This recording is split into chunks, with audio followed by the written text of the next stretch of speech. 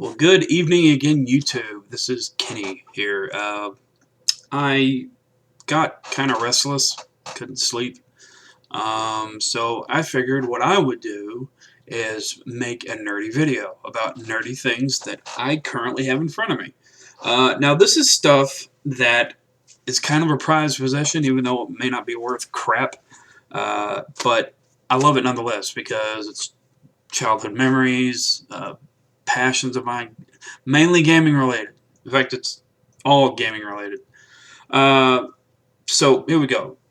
Basically, my first one is the Distance Worlds 2 Tour Disc. Now, I've been to both the first one and the second one, and I am a huge Final Fantasy fanatic. Huge. I love it. It's what I grew up on, and it'll forever be a part of me. And it's also a great concert series. It really is. YouTube it even. You can find some great shots. They travel all over the world, do all kinds of theme songs. They'll introduce new songs before a game comes out and give you a sneak preview of it. Especially one thing I love about the concert series that they do is the Chocobo sessions they do. They play the Chocobo theme, and they play cuts from every different Final Fantasy game of every different rendition of the Chocobo bird. And it's awesome. I Part of the reason why I like being Horde is for the Chocobo lookalike mouse they have, which is a Chocobo. You'll never convince me otherwise. It's the Blood Elf mount. So very cool. Next on the list is an old PlayStation game called Dino Crisis. I actually have had this for a while. I lost the case. I don't know how, but I lost the case. And this was a very fun game. Basically, it took Jurassic Park, time travel, and Resident Evil, put it all in one game. Resident Evil gameplay, except dinosaurs running around everywhere instead of zombies, and time travel. So it's very cool. I would try that if you've never played it. Next up, another PlayStation game, Legend of Mana. Now this, if you can see it, yeah, it's a disc. I never had a case for. This was actually given to me by a friend of mine back when I was 19, 20 years old. Told me to try it. I tried it and I loved it. The artwork, the gameplay, everything was beautiful, beautifully crafted. It's a terrific game. So if you've never played it, I would definitely check it out. It'd be hard to find. I think it's going for around $25, $30 on eBay. If you go to Game Exchange, they may have it. Very small chance, to be honest. But it's a great game if you can find it either way. Next up is a game very special to me because it was given to me by a friend of mine that passed away. His name was Samuel Starnes. God rest him. He passed away about 4 years ago. Passed away of a heart condition. But he got it from me for my birthday. And this has got to be a very fun fighting game. It's very different. But it includes Final Fantasy VII characters. Basically, there's Cloud, Tifa, Sephiroth in here, and I think one other was in here. But it's a great game and hard to find. He got it for me online. Everything was just great, and I just, I loved it. He meant a lot to me. He really did. I miss hanging out with him, to be honest. But anyway, I'm not going to get emotional on video. Next one is a Genesis game, which is Vector Man.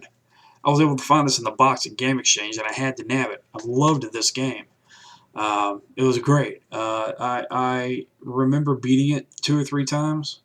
But basically what it is you're an orbed hero going around and you shoot from your hands. You have a spread shot, you have a single shot, you have a multi-shot. It was just a fantastic game. And if you're wondering, there is a play to win. There was a contest back then. I actually did enter that, but didn't win. In fact, I never even heard anything back. So I don't know what happened. But anyway, it was fun.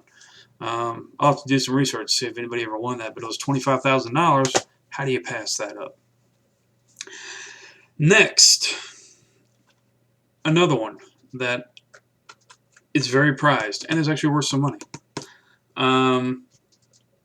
And that is my original Final Fantasy with all the books, including the advertisement that was in it. However, this is not originally sealed. I actually resealed this for preservation purposes. But everything's in there. The game, the cartridge, even the cartridge slip that went into it. I can't tell you how much this means to me. I was actually able to find this. I got this my second week when I started at Game Exchange, when I was working at the one in Tyler, and just had to have it.